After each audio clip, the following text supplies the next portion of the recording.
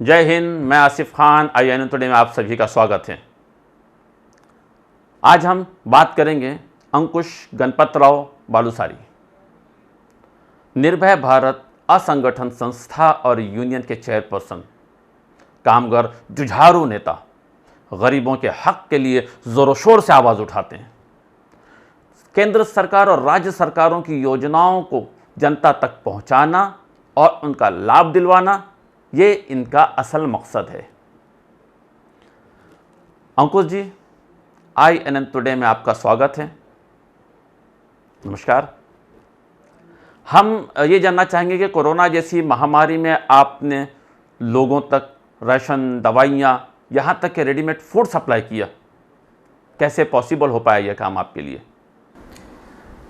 पहली तो जब ये कोरोना की महामारी का संकट इस देश और महाराष्ट्र और हमारे शहर पे आया, और पहला फेस में ही जब पहला हफ्ता चला जाने के बाद में पहला जो संकट आया वो हमारे मज़दूर लोगों को खाने का।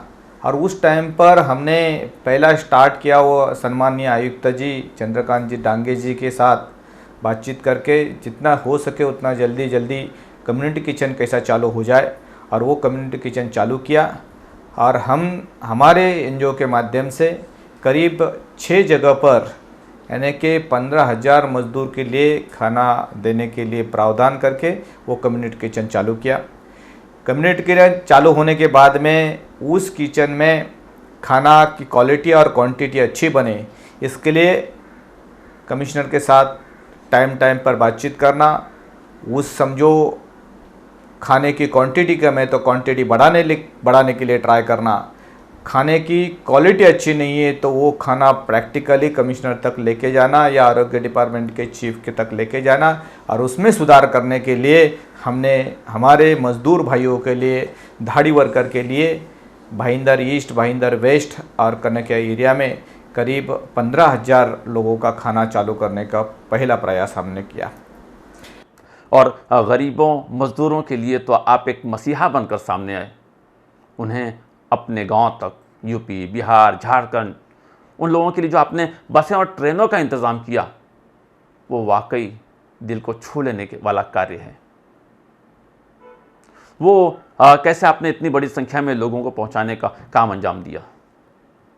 पहले जब हमने कम्युनिटी किचन का काम चालू किया और हमें पता चला कि हम कोशिश करने के बावजूद भी जो कम्युनिटी किचन चलाने वाले कॉन्ट्रैक्टर थे या NGO थे, वो हमारे इस धाड़ी वर्कर को जो जितना खाना मिलना चाहिए था, ये जो धाड़ी वर्कर थे ये लेबर क्लास के एकदम हेवी काम करने वाले, तो उनको करीब 500 से 600 ग्राम का खाना चाहिए था। लेकिन कम्युनिटी किचन के माध्यम से उस खाने को कम मिलता था, उनका पेट नहीं भरता था।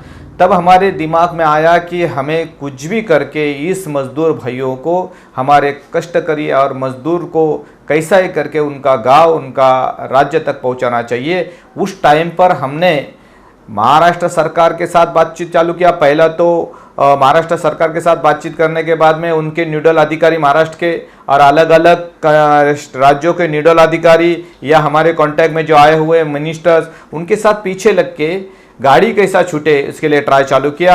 मैं एग्जाम्पल तौर पे बोलता हूँ कि पहला हम लोगों ने बिहार की गाड़ी छोड़ने के लिए कोशिश किया। बिहार के जो एक्स राज्यसभा सदस्य और आज के MLC गुलाब रसूल मलानी, उनके साथ बात किया। उन्होंने हमारे को उसी के साथ अमर जी जो होम सेक्रेटरी है उस टाइम पर बिहार की तरफ से हमारे लिए वो न्यूडल अधिकारी थे, और उनके साथ बातचीत करके हम लोगों ने 15 दिन की कोशिश के बाद में बिहार की गाड़ी छोड़ी। ऐसा ही मीरा भाईंदर से करीब 11 ट्रेन, राजस्थान के लिए 4 ट्रेन है, उत्तर प्रदेश के लिए 2 ट्रेन है, बिहार के लिए 1 ट्रेन है, पश्चिम बंगाल के लिए 1 ट्रेन है, झारखंड के लिए 1 ट्रेन है। ऐसे 11 ट्रेन के माध्यम से करीब 20,000 धाड़ी मजदूर को, असंगठित कामगार को उनके राज्य तक, उनके फैमिली तक पहुंचाने की हमने कोशिश किया, और वो अपने गांव तक पहुंच गए।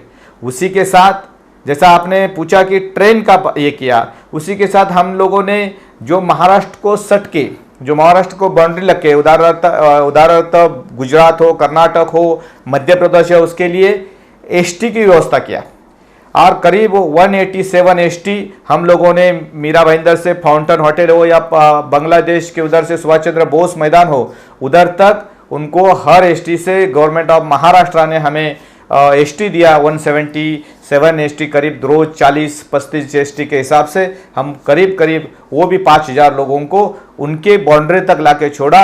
एग्जाम्पल सिंधुआ बाउंड्री मध्य प्रदेश की थी या कारवार बाउंड्री कर्नाटक थी, उनके तक छोड़ा, उधर के बाद के उनके स्टेट के लोगों ने उनके गांव, जिला या तालुका तक पहुंचाने की कोशिश किया। ऐसे इसी तरीके से हमने माइग्रेट वर्कर को अपने अपने फैमिली के साथ और उनके राज्य तक पहुंचाने की कोशिश किया। एक सवाल जो किसी के भी जहन में आ सकता है, लोगों को परेशान कर सकता है कि एक संस्था को चलाना और एक यूनियन को चलाना दोनों अपने आप में बहुत बड़ी बात होती है। दोनों को पैरेलल आप कैसे हैंडल करते हैं और कैसे मैनेज कर पाते हैं? लोगों से तो एक घर चलाना दुश्वार होता है, लोगों का तो एक घर चलाना दुश्वार होता है, आप ये दोनों को पैरेलल बैलेंस चला रहे हैं। It's not a easy job. पहली बात ऐसा है कि यूनियन, मैं आपको बहुत अच्छा क्वेश्चन आपने किया, क्योंकि मैंने देखा कि जो पूरा देश में या इस महाराष्ट्र में जो यूनियन लीडर है वो कभी सोशलिस्ट नहीं है, या सोशलिस्ट है वो यूनियन लीडर नहीं है। लेकिन हम ऐसा एक प्रोडक्शन है या हम ऐसा कि जो यूनियन और एनजीओ को एक साथ में चलाते, क्योंकि हमारे अंदर जो है वो सोशल ज़्यादा होने से हम आम आदमी के लिए, उनके हक के लिए, उनके न्याय के लिए लड़ते रहते हैं। और कामगार जो है तो हमारे नस में, क्योंकि हमारे पिताजी जो थे वो वर्कर लीडर थे और उनका ही वारसा हमारे पास खून में से आया, तो वो भी हम चलाते हैं। इसलिए दोनों चीज़ जो है एक साथ में इस शहर में चलाते हैं और चलाते रहेंगे। मीरा भाईंदर शहर में हमारे पास करीब 32 यूनिट चलाते हैं। एग्जाम्पल तौर पे मैं ये बोलूँगा कि मीरा भाईंदर में जैसा कि सुबह कचरा उठाने वाला door to door 2.5 lakh 3.25 lakh flat owner का डोर टू डोर जो बेल बजा के कचरा उठाता है वो हमारे यूनियन का है, या शाम का लाइट लगाने वाला वॉचमैन है वो हमारे यूनियन का है। मीरा भाईंदर की सलून एसोसिएशन हो, फोटोग्राफर्स एसोसिएशन है, नाका कामगार है, स्वीट के दुकानदार है, ये जो करीब या जो आपको चावी बनाने वाले हैं या घर काम करने वाली बड़ी संख्या हमारे पास 5000 5,500 घर काम करने वाली जो बर्तन का धोने का या खाना बनाने का काम करती है, ये महाराष्ट्र में हमारे यूनियन में सबसे ज़्यादा है। ऐसे 32 यूनिट्स में हमारे करीब 30 से 35 हज़ार लोग आज हमारे मेंबर है। इसका मतलब है 30 से 35 हज़ार फैमिली के साथ हम इस शहर में काम करते हैं। अंकुश जी, लोग इतनी बड़ी संख्या में लोग आपके साथ हैं, जाहिर है लोगों के आप आइडल हैं।